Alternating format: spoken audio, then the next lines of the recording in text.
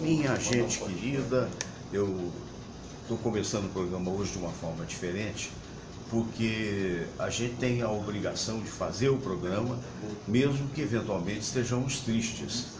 Você está vendo aqui à minha direita a nossa querida cantora Marion Duarte, colaboradora deste programa, amiga, confreira da Confraria dos Amigos do Rádio, a confraria esta que eu tenho a honra de ter sido o patrono.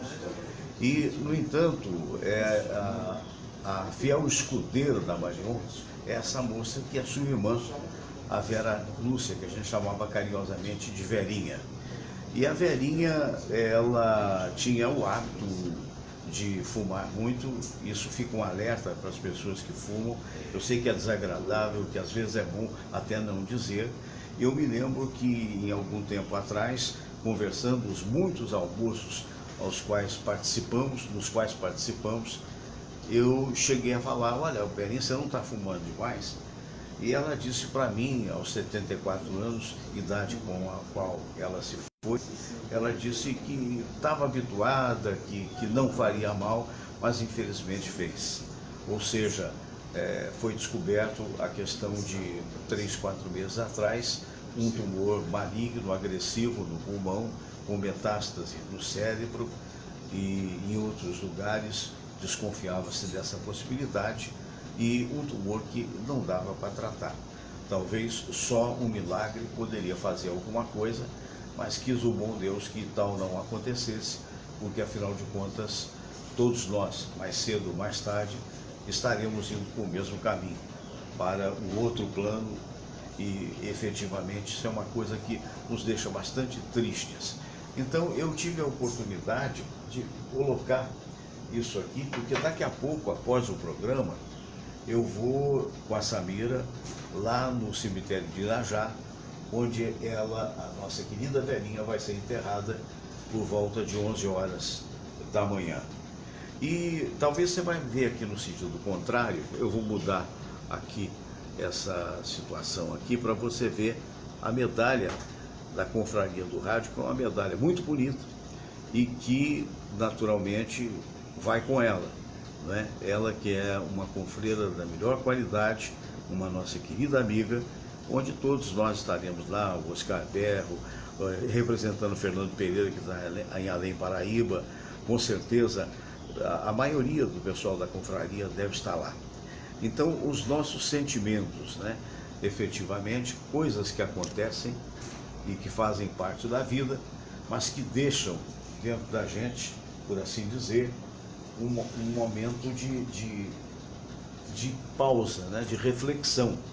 E aí eu fiz da maneira mais despojada possível a abertura desse programa, porque afinal de contas teria mesmo de ser desta forma, né?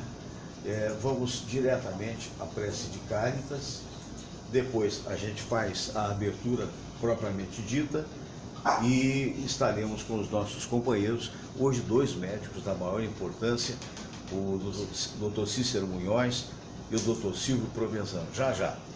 Um abraço para todos vocês que estão em sintonia com a gente.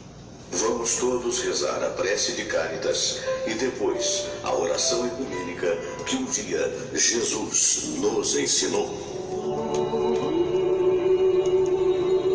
Deus nosso Pai, que sois todo poder e bondade, dai a força àqueles que passam pela provação. Dai a luz àquele que procura a verdade. Põe no coração do homem a compaixão e a caridade. Deus, dai ao viajor a estrela guia, ao aflito a consolação, ao doente o repouso. Pai, dai ao culpado o arrependimento, ao espírito a verdade, à criança o guia, ao órfão o pai. Senhor, que vossa bondade se estenda sobre tudo o que criastes. Piedade, Senhor, para aqueles que não vos conhecem. Esperança para aqueles que sofrem. Que a vossa bondade permita aos Espíritos Consoladores derramarem por toda parte a paz, a esperança e a fé. Deus, um raio, uma faísca do vosso amor pode iluminar a terra. Deixai-nos beber nas fontes dessa bondade fecunda e infinita, e todas as lágrimas secarão, todas as dores se acalmarão. Um só coração, um só pensamento subirá até vós, como um grito de reconhecimento e de amor. Como Moisés sobre a montanha, nós vos esperamos com os braços abertos, ó bondade, ó beleza, ó perfeição. E queremos de alguma forma alcançar a vossa misericórdia. Deus, dai-nos a força de ajudar o progresso a fim de subirmos até vós. Dai-nos a caridade pura, dai-nos a fé e a razão, dai-nos a simplicidade que fará de nossas almas o espelho onde há de se refletir a vossa santa imagem.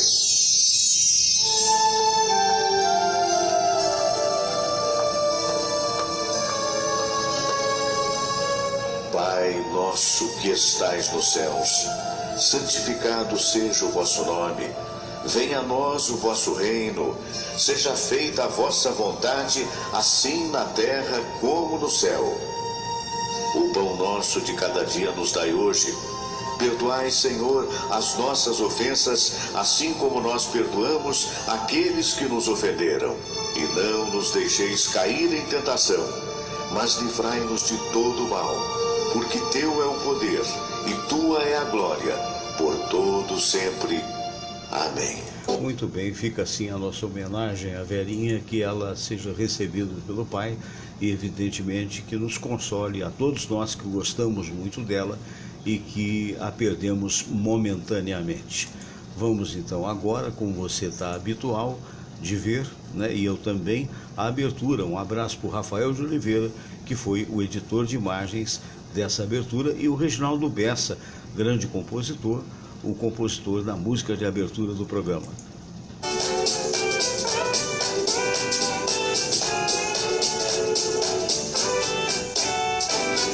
Fernando Sérgio dá o seu recado. Você agora não está sozinho. Fernando Sérgio está aqui ao lado, no seu somzão ou no seu radinho.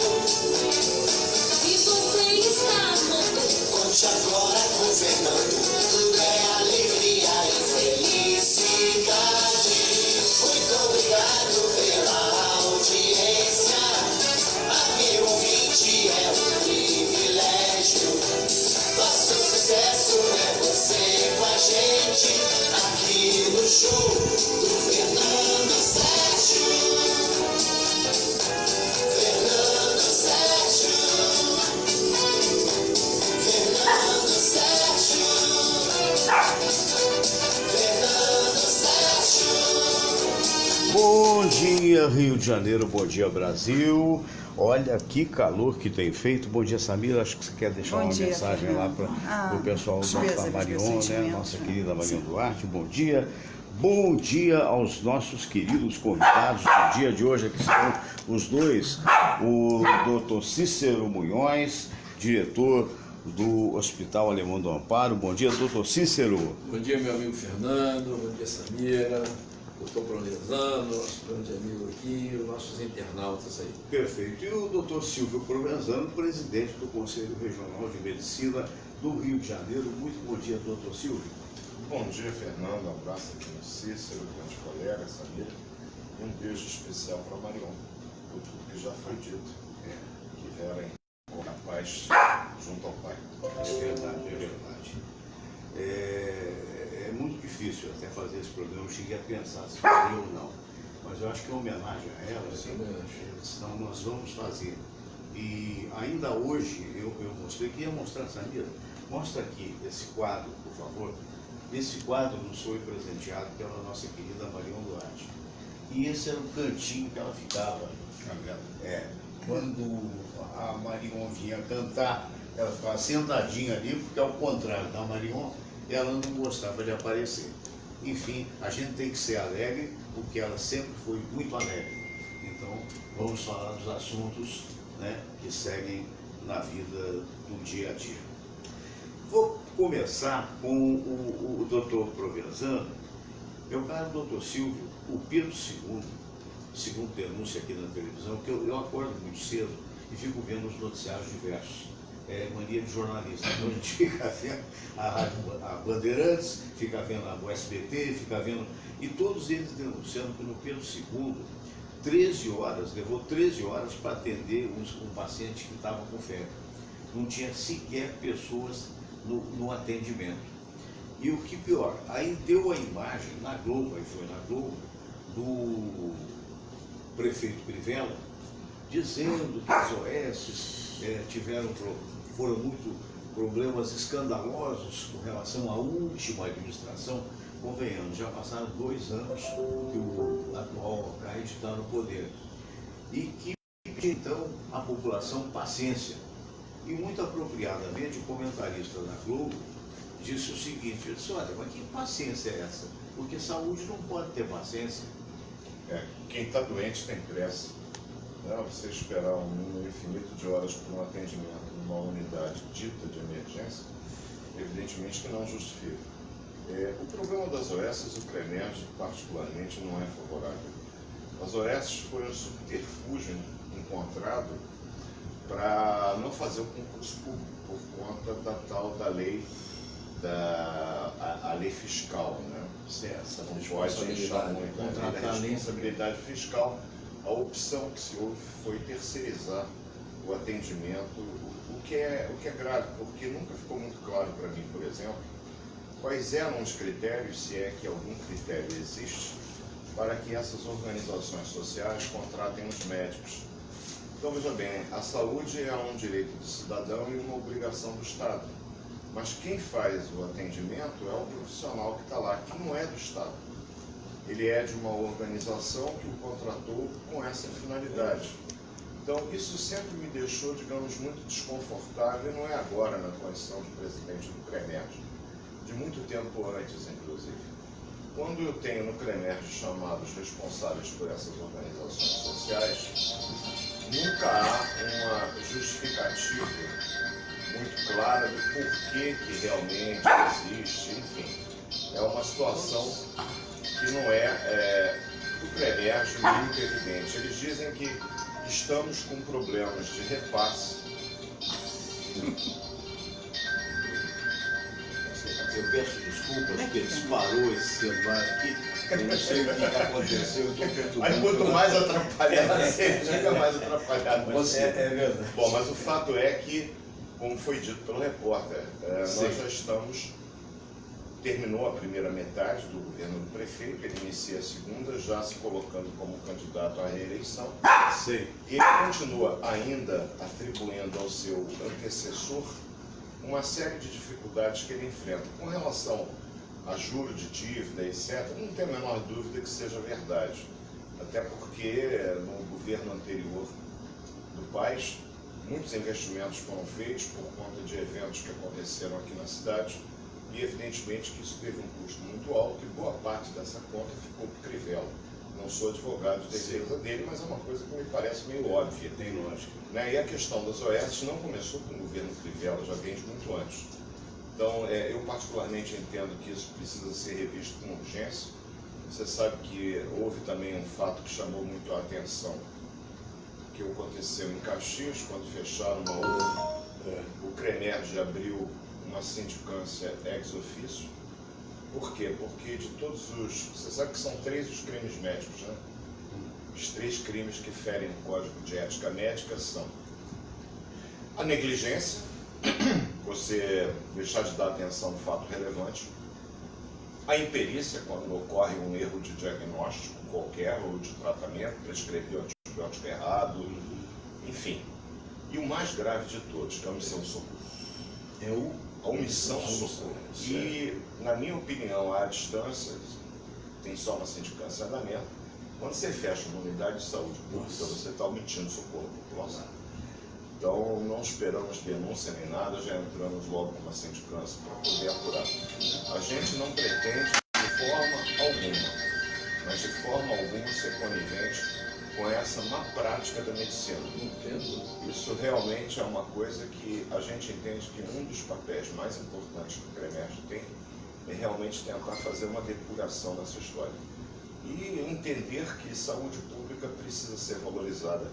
Nós, médicos, nos últimos 10 anos em particular, estamos sendo achacados pelo serviço público. Você sabe que hoje, dentro da rede hospitalar, a categoria profissional que tem os piores salários são os médicos. Você tem hoje, dentro da rede hospitalar, psicólogo, enfermeiro, tendo mais que médico. É uma coisa que me parece, sim, totalmente insano. A gente tem que trabalhar 40 horas, outras categorias já foram legalmente autorizadas a trabalhar 30 horas. E a hora trabalhada do médico ela é mais barata do que a hora trabalhada de outras categorias. Não que elas não mereçam receber, mas simplesmente os médicos foram sempre empurrados com a barriga à distância. A gente espera que agora novos ares tragam uma esperança para uma categoria que é tão importante e que ultimamente vem sendo tão achacada em termos salariais. Você vê que hoje a geração nova de médicos não procura mais serviço público como nós no passado procurávamos. Infelizmente. Procura mais o privado por uma questão de ter o reconhecimento do seu trabalho, que é justo. Doutor Bulhões, Isso, inclusive, gerou um comentário muito infeliz do ex-candidato a presidente Ciro Gomes, que o médico é igual ao sal, né? Você chegou a ver isso? Eu ouvi. Era baratinho, você encontrava em qualquer lugar, e branquinho. Então, a gente chegou num ponto em que virou piada, virou brincadeira. Eu acho que o que falta realmente, como o doutor Provenzano falou, hoje não existe um plano de carreira, não existe nada, ou seja, o médico hoje não tem uma carreira dentro do serviço público, concursado, como por exemplo, não serve muito de exemplo assim como médico, mas serve como carreira. Porque dentro da área militar nós não somos médicos, nós somos oficiais e assim vamos. Seriam oficiais de saúde? Oficiais de saúde, do quadro de saúde. Sei. Mas lá, tanto o médico quanto os outros as especialidades que não são médicos, engenheiros, aviadores, intendentes, tem um plano de carreira. Você sabe que você vai trilhar uma carreira tendo as suas promoções, tendo todo segurança. Um projeto de segurança de vida, como era lá atrás. O doutor Provenzano deve ter pego lá. Eu fui médico da Suzane, Eu também. Superintendência de Serviços Médico. Médicos, que eu fiz o 6º ano como estagiário. Isso era bolsista.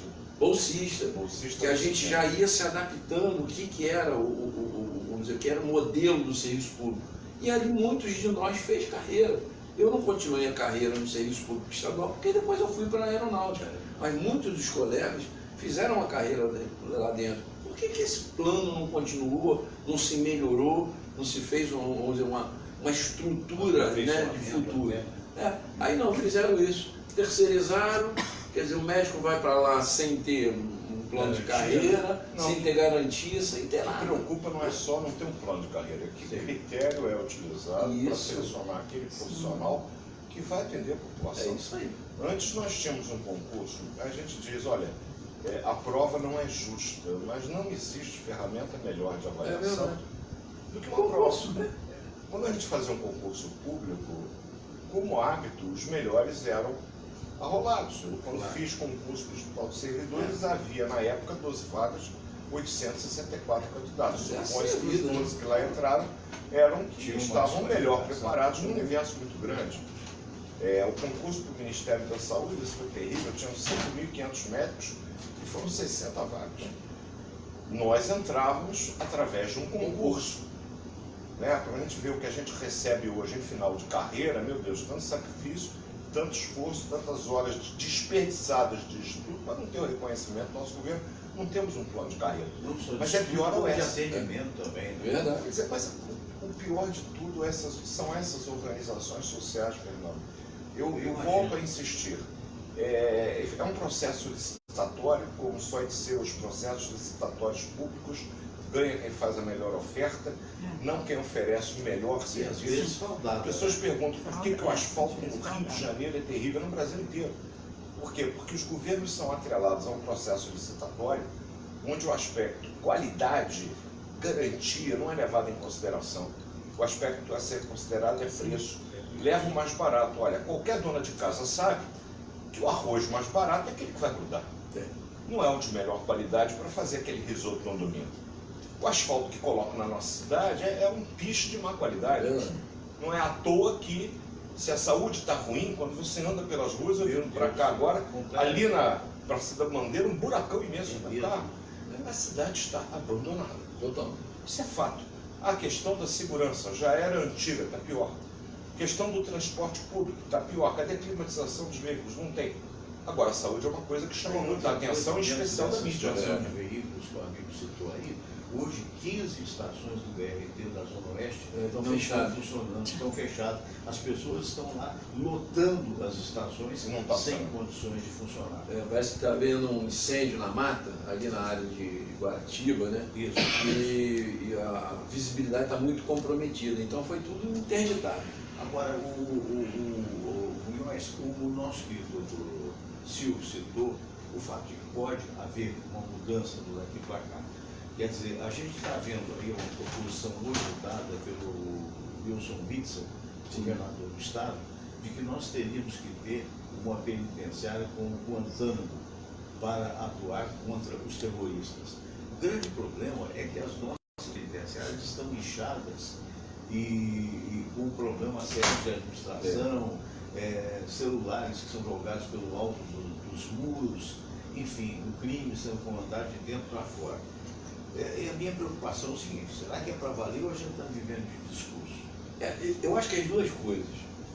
Eu acho que para valer eu consideraria, quando ele coloca, ele e outros que defendem uma coisa parecida, é dizer o seguinte: quem tem um fuzil ou uma arma de grosso calibre na mão Não é poderia ter. inimigo e, na minha opinião, é um perigo para a sociedade. Então, alvejar um camarada desse não é contra os direitos humanos, é a favor de quem é direito. Nisso eu concordo. Agora, quando começa essas figuras de comparação, Guantánamo, a gente tem que melhorar muito o nosso sistema carcerário. É injúrio, eu não estou querendo privilégio para preso, não, preste atenção.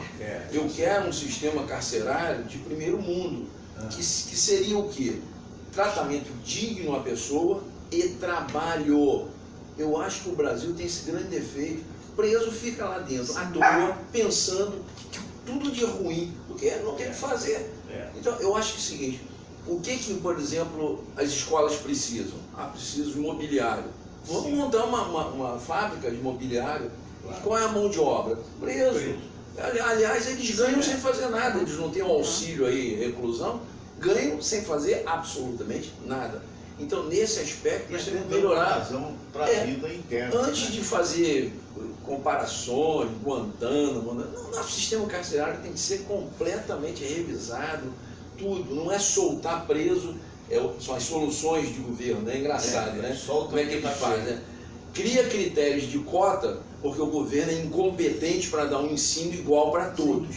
E cria agora uma situação, vamos soltar os presos porque eu não tenho onde colocar. Quer dizer, são soluções completamente absurdas no meu modo de ver. Entendeu? Sua opinião, doutor Silvio? Só para tentar ilustrar um pouco mais o que o doutor Cícero acabou de colocar. Qual é a finalidade do encarceramento de um indivíduo, né? É a ressocialização desse indivíduo.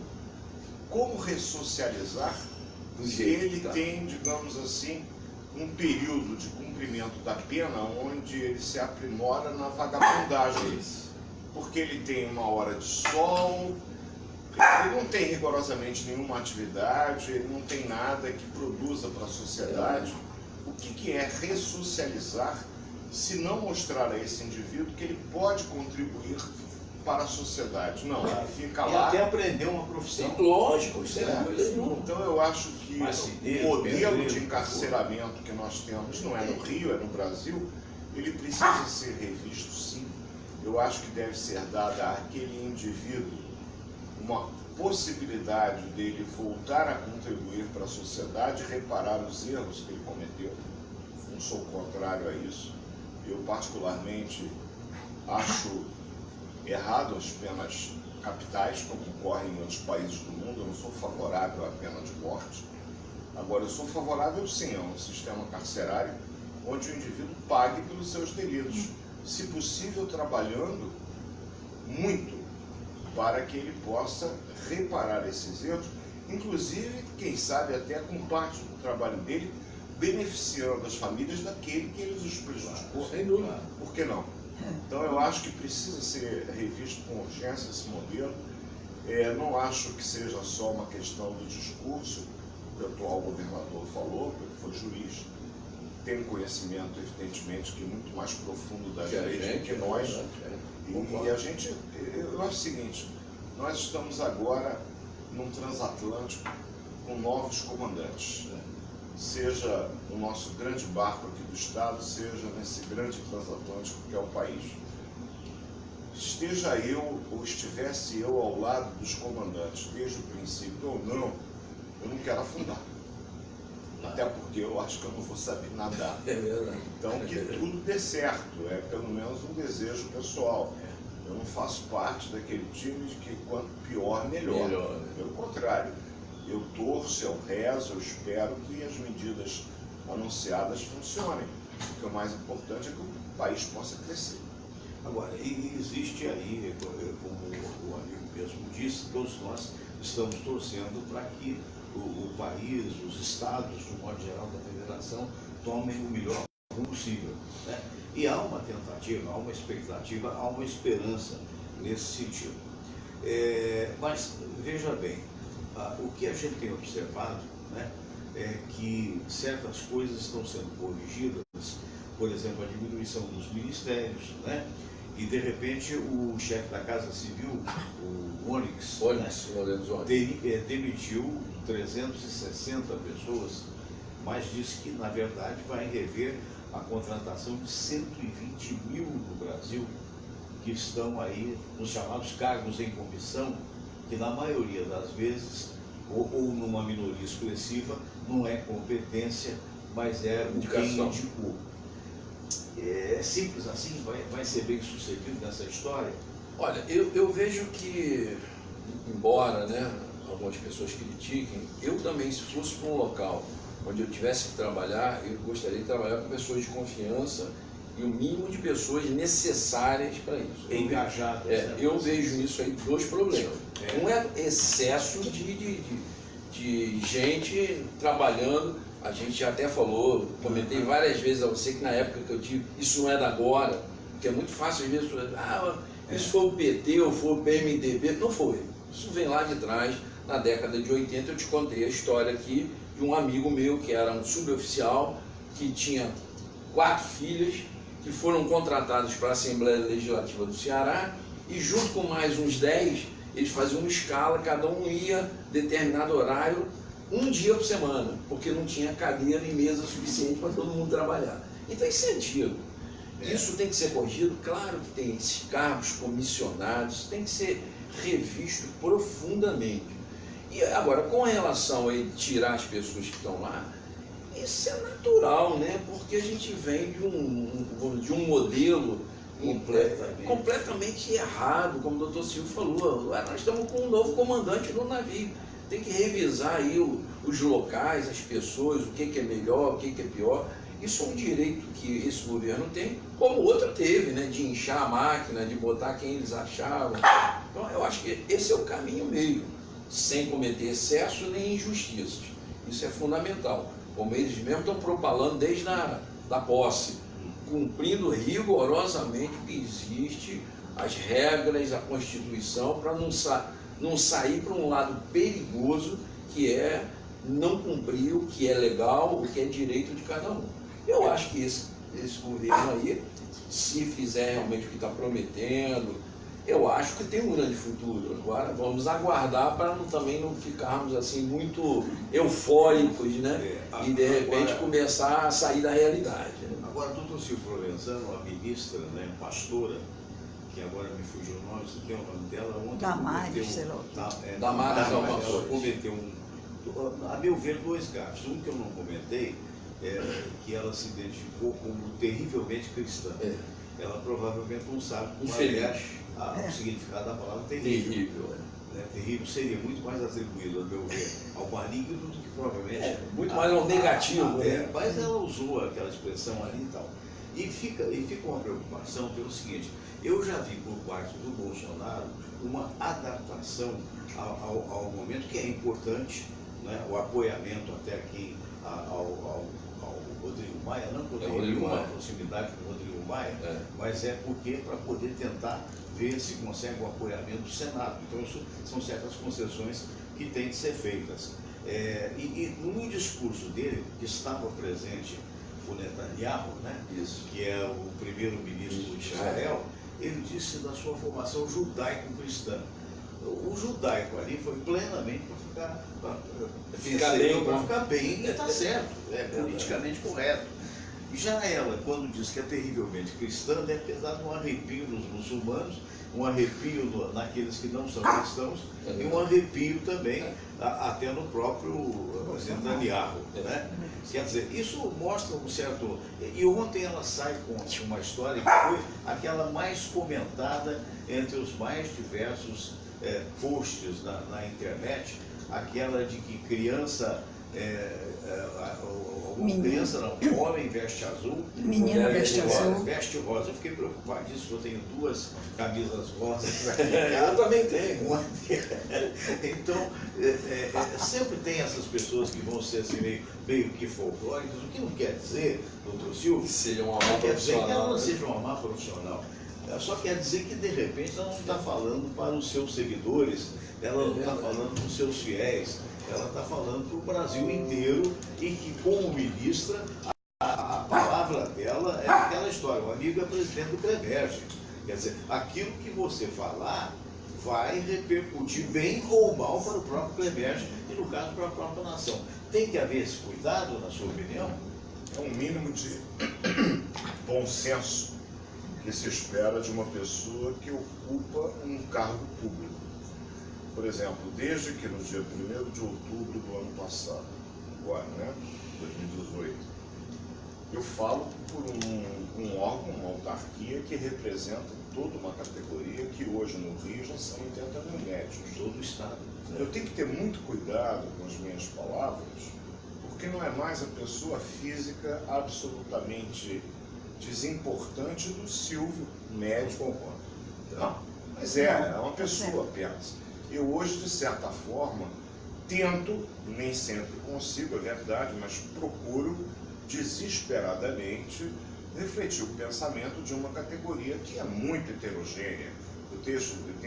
Eu represento indivíduos que hoje já têm 90 anos e outros que estão com 23. Eu tenho aquele que se formou agora, mês passado, e tenho aquele com meu amigo Cícero, que tem anos de estrada. Tentar representar o pensamento desses todos é uma coisa de alta complexidade. Mas eu tenho que ter pelo menos o bom senso de não sair falando bobagens. Né? Quer dizer, eu tenho a impressão que ela tentou usar uma metáfora, foi muito infeliz no uso dessa metáfora, totalmente infeliz. Existem formas muito mais objetivas de se dizer o que ela quis dizer, que é: a gente não vai apoiar ideologia de gênero como no passado estava sendo apoiado. Nossa visão de educação é diferente da que o governo anterior tinha. Existem outras maneiras de se dizer do que falar uma bobagem daquelas que, evidentemente, quem está do outro lado faz uma festa no negócio desses, como fizeram. Quem quer criticar, com justa razão. né?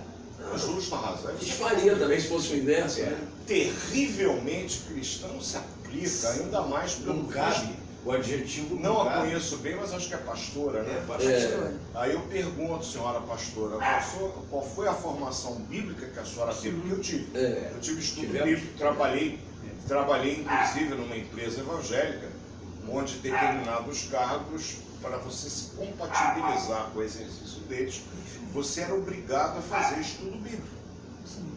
E que eu saiba e que eu me recordo, lá se vão 20 e tantos anos, é terrível uma palavra que não se usa dentro de um pensamento cristão evangélico. Claro que não. Como você muito bem citou. Está muito mais demonizada essa palavra, está muito mais infernizada essa palavra, do que no sentido que ela quis dar de que eu sou acentuadamente cristão. Poderia ter falado isso. Eu acho que a Damares, ela começou, Faltou vocábulo. ela começou, digamos que sem um preparo adequado, ela precisa rever o que ela está falando. É um certo deslumbramento, meu ver. Talvez, Agora, tem ela estava feliz demais com o carro dela. É uma euforia, né? É. Tomara que ela seja competente. Mas uma coisa que Tomara. me preocupa, doutor Morrão, é o seguinte, conforme disse aí o doutor Silvio Provenzano, eu acho que responsavelmente ninguém pode ser favorável a tal ideologia de gênero. Sim. Ponto. Ou seja, o que é a tal ideologia de gênero? É dizer para as criancinhas de 6, 7 anos de idade que você pode assumir a sexualidade que quiser no momento em que a criança não está nem preocupada com isso. Né? Exatamente. Então, evidentemente, o meu entendimento é absolutamente equivocado isso. Ponto. Agora, essa retórica de toda hora ficar falando de sou contra, porque na verdade aí começa a haver aquela periculosidade de que a maioria teoricamente seria normal e os outros seriam anormais. E isso, a meu ver, se repetidas vezes, se não tiver cabeça, vai reiterar uma coisa que já acontece no país.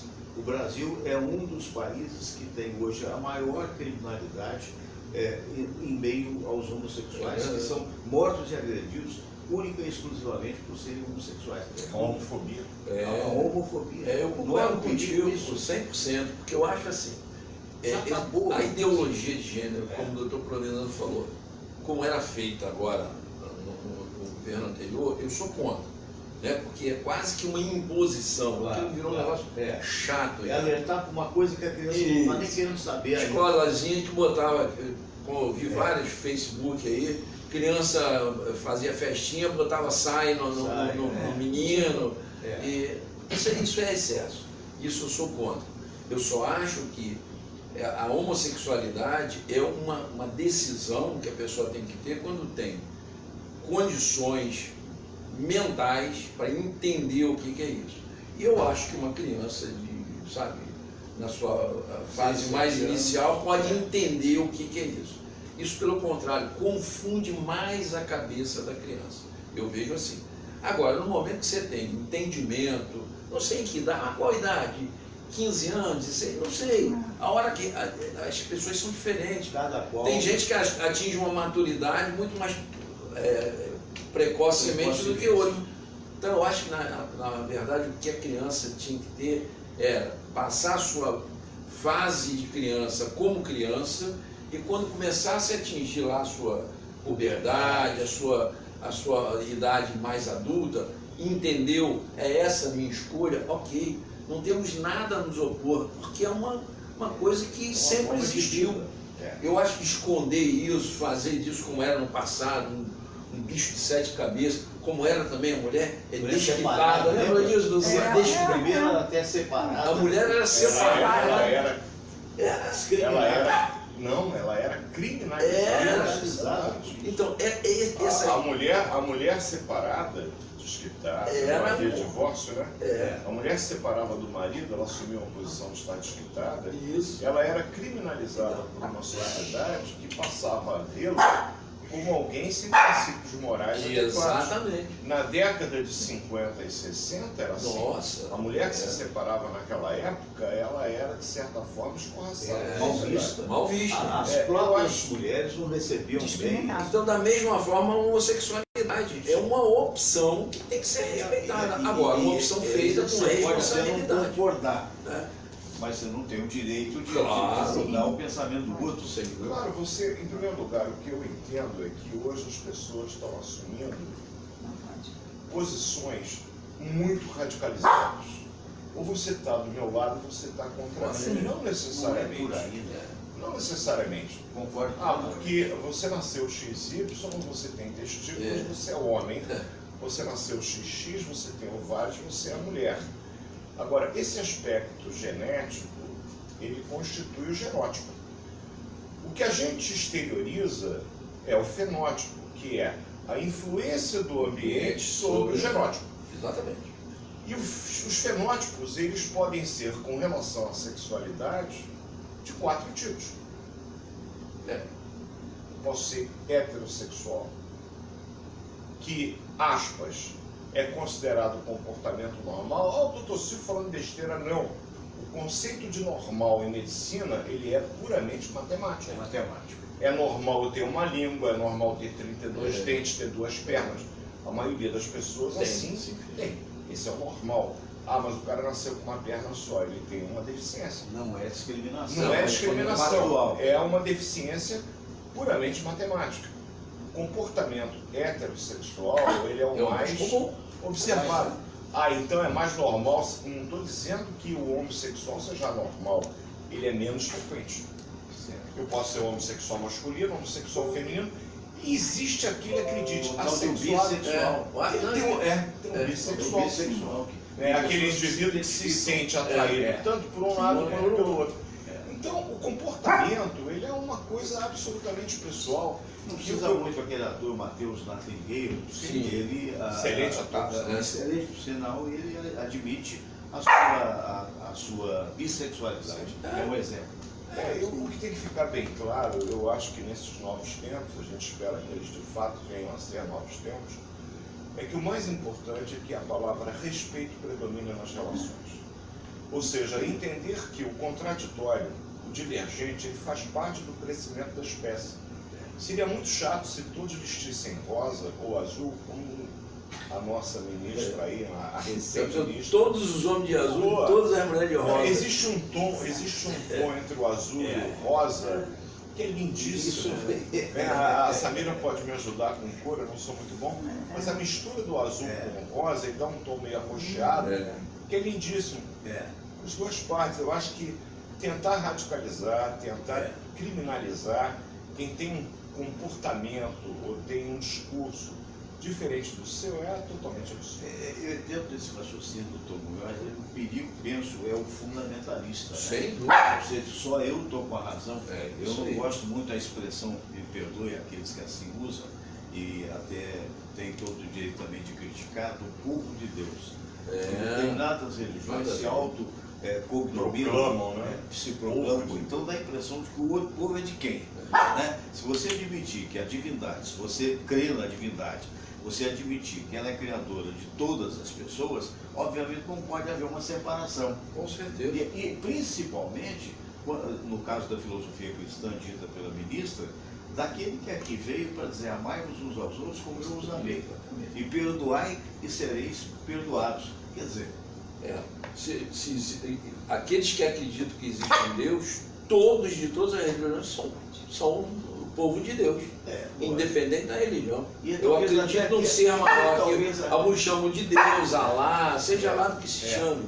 Mas se acredita num ser maior, você é povo daquele ser maior. E talvez e não uma religião. Entre aqueles que não acreditam. Também. Porque, obviamente, se nós admitirmos que tudo isso foi criado, eu tive a oportunidade, durante um certo tempo, de dar aula de uma formação que eu tive anterior de parapsicologia, na Universidade de Estácio de Sá. E eu me lembro que eu usava sempre uma comparação, que é aquela comparação de dizer o seguinte: olha, você vê, nós temos aqui esse bloco de papel. Ontem eu estava pensando com a minha mulher, nós estávamos tomando um café no shopping, eu observando o vidro, eu pensei cá comigo, meu Deus do céu, imaginem que coisa extraordinária o inventor do vidro, que a gente não sabe quem foi. Sabemos que foram árabes, né? Provavelmente, né? Mas se perde no tempo. Quer dizer, é uma coisa fantástica, porque ela para nós é comum, mas ela é transparente, ela permite você ver o outro lado da vitrine. Né? Então é aquela história, se para você fazer um vidro, você teve que ter N pessoas, meu Deus do céu, imagine para fazer um microfone, agora imagine para fazer o ser humano. Olha a complexidade. A complexidade, o amigo estuda a vida inteira e nós todos estudamos a vida inteira, cada um dentro do seu mistério, e vão morrer, eu sem saber jornalismo, provavelmente o amigo sem saber aquilo que a medicina vai fazer daqui a 20 ou 30 ou 40 anos. Aí o pensamento socrático tem que predominar nos meus estudos, só sei que nada sei. Exatamente. O tempo todo descobrindo coisas novas. Os conceitos que eu tinha há alguns anos atrás com relação a alguns aspectos, eles já sofreram profundas modificações dos últimos anos. E é fascinante, né? E a complexidade é enorme. E saber que aquilo que para nós hoje é uma verdade absoluta, essa verdade certamente sofrerá influências e irá ser modificada ao longo desse ano de 2019, para que em 2020 já seja uma coisa diferente. Por isso é que eu fico perguntando, esses fundamentalistas, como você há pouco citou com muita propriedade, como de hábito, eles são os donos de uma verdade a verdade suprema. entre aspas. E a gente aprende que não existe nada mais permanente do que mudança. Exatamente. Nós mesmos estamos dia a dia nos mudando, nos transformando. Infelizmente, nem sempre para coisas melhores. Nós estamos Nem mudando. sempre, mas estamos. E eles querem que a coisa seja A própria medicina. estagnada, Ou está estável. comigo ou está sem. Para Ou usar você está do meu lado, ou você está Ou você está contra mim, É, né? eu penso- Era uma crítica, inclusive, que era feita, né, por esse governo que entrou agora, que os 16 anos que a gente viveu até agora foi um governo que colocou uns contra os outros, né? Era nordestino contra o sulista, rico contra o pobre, não sei o quê. Fizeram toda essa guerra que tem que se começar a pensar em desfazer isso. Afinal de contas, o que perdeu a eleição pro Obama lá nos Estados Unidos falou, olha, até ontem ele era o meu concorrente, hoje ele é o meu presidente. Entendeu? As coisas que você pensar assim, um concorrente, é um jogo de futebol. Então, Hoje o Flamengo perdeu pro Vasco, amanhã o Vasco pode ganhar.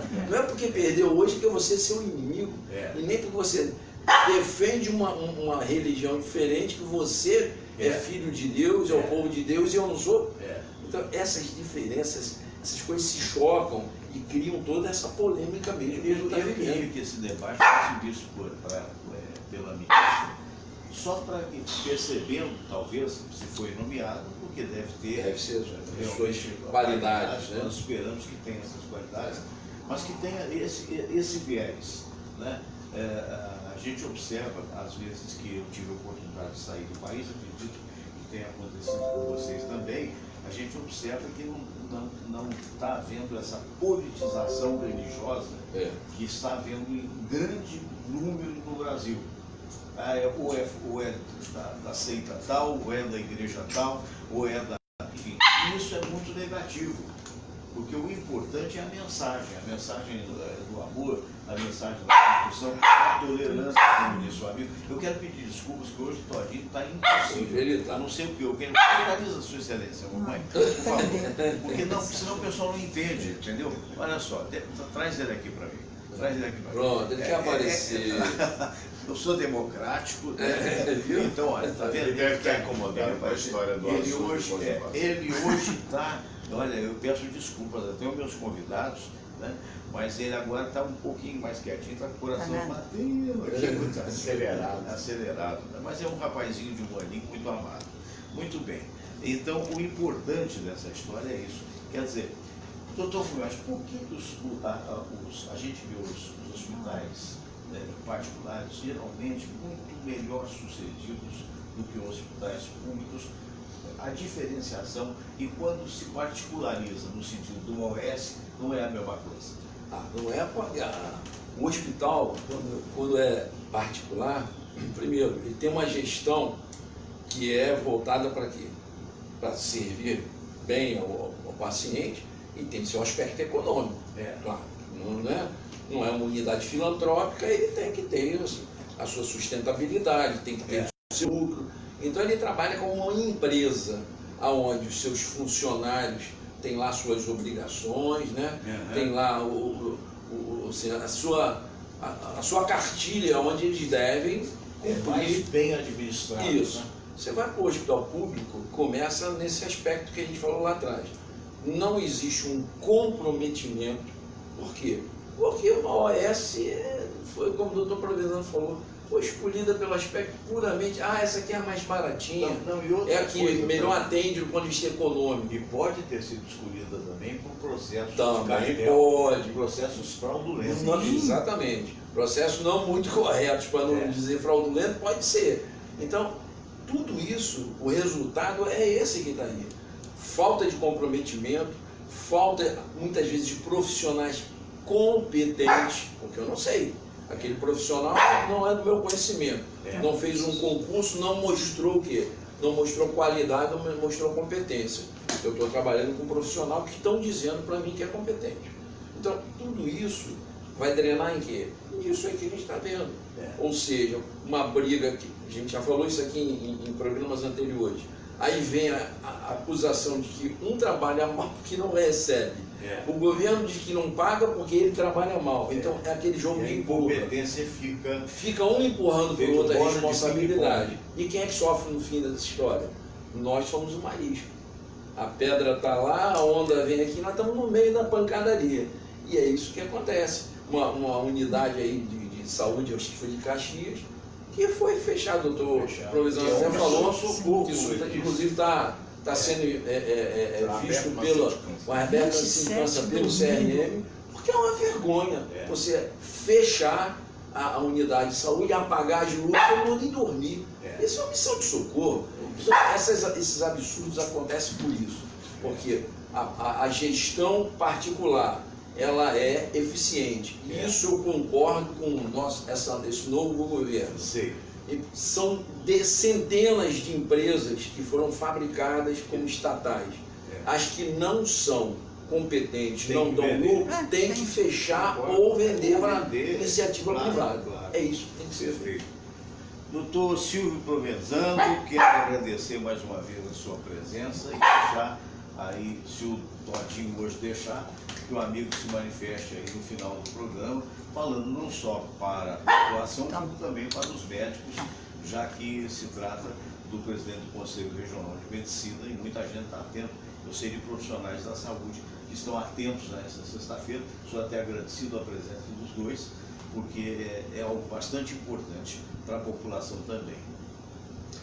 Bom, em primeiro lugar, nesse primeiro programa, a gente ainda tocado pela perda da irmã da nossa querida Nossa velhinha. mas aproveitar e desejar a todos os internautas que nos acompanham no teu programa, um 2019 com muita saúde, com muita harmonia, que a gente procure realmente, cada um de nós, fazer o seu melhor para crescermos, para melhorarmos, para entendermos que as diferenças, elas de fato fazem parte do mundo em que a gente vive. Com relação aos médicos, o Cremérgio tem algumas bandeiras que ele não vai abrir mão. Dentre as bandeiras é fazer gestão junto às autoridades para finalmente termos como reconhecimento um plano de carreira do Estado do médico. Nós entendemos que sem a criação desse plano fica muito difícil a gente conquistar qualquer coisa para o médico. A questão da OS é também outra bandeira. A gente não é, evidentemente, nem um pouco a favor das OS, até porque no olhar do Cremérgio falta transparência na questão do atendimento. Então é importante que isso fique mais claro para a população. Tentar separar o joio do trigo. A gente não pode deixar que o mal profissional, e certamente eles existem, ele possa evidentemente estragar o conceito que se tem a respeito, eu posso garantir a vocês, de uma maciça maioria de profissionais que tentam fazer a coisa com muita seriedade. Então a gente precisa realmente, não vamos compactuar. Porque o Cremérgio é corporativista, a gente chegou lá de 1º de outubro, já tivemos cassação lá. As pessoas não sabem. Tivemos punições, inclusive uma diretora de uma unidade importante foi interditada pelo Cremérgio. Por quê? Por conta de evidências que sinalizavam que ela não deveria, pelo menos até que o processo dela dentro do Cremérgio fosse concluído, condições de continuar praticando a medicina. Depois que o processo for encerrado, vamos ver o que vai acontecer. E ela é diretora de uma unidade aqui do Rio, pelo menos até o era, até uma semana atrás. Então, o Cremérgio tem procurado se mostrar, e enquanto eu estiver lá, haverá de ser assim, com uma isenção, com uma imparcialidade, assegurando que, em primeiro lugar, mas o Cremérgio fez uma fiscalização, o hospital estava sem condições de funcionar. Se a gente for fechar todos os hospitais, que é um direito que o Cremérgio tem de fazer esse fechamento, nós já temos um déficit hoje no estado do Rio de Janeiro de 9.000 leitos. Não é o meu Cremérgio que vai contribuir para agravar uma situação onde a pessoa precisa de um leito para se internar. Se não houver uma ameaça grave à assistência à população, a gente vai, evidentemente, tentar manter os leitos que puder e continuarmos junto aos governos, pressionando para que leitos que foram fechados sejam reabertos o quanto antes, e que a gente possa reparar o déficit de leitos de internação que a gente tem aqui no Rio. O trabalho é árduo, o trabalho não é fácil, longe de mim achar que a gente vai conseguir resolver todos os problemas. Eu estou saindo daqui voado agora, tenho uma reunião com o Dr. Jorge Darcy, que é o presidente da Federação Nacional dos Médicos, por conta de questões que a gente pretende que sejam discutidas em Brasília já na próxima semana, junto ao ministro Luiz Henrique Mandetta. Então é uma pauta e a gente tem que estar unidos. Discutimos previamente e levamos até o senhor ministro as nossas reivindicações. O objetivo é assegurar uma saúde de maior qualidade. Feliz 2019. Muito obrigado por sua presença mais uma vez. E eu que agradeço. Estaremos juntos, se Deus quiser, na próxima sexta-feira. Amém. Né? Doutor Cícero, muito obrigado. Se quiser falar. Eu sempre agradeço, né? Como sempre falo que o meu fim de semana começa na sexta-feira muito bem aqui, né? Sempre rodeado de amigos, né? Os nossos sentimentos à família da Mariona, da Belinha, né? Felizmente é o caminho de todos nós, né? A gente nunca quer perder quem a gente ama, mas que Deus a receba lá, né? Na sua misericórdia, e a gente vai sempre lembrar. Vamos sempre lembrar, claro. Olha, um grande abraço a todos vocês, fiquem com Deus. Segunda-feira estaremos de volta às 8 horas. Namastê.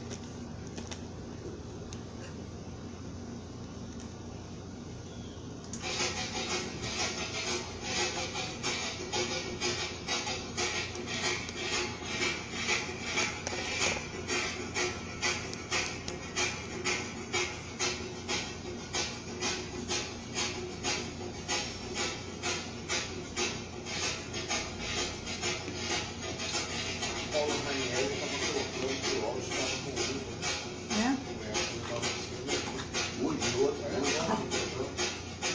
eu daqui estava olhando, outra pessoa colocou o áudio,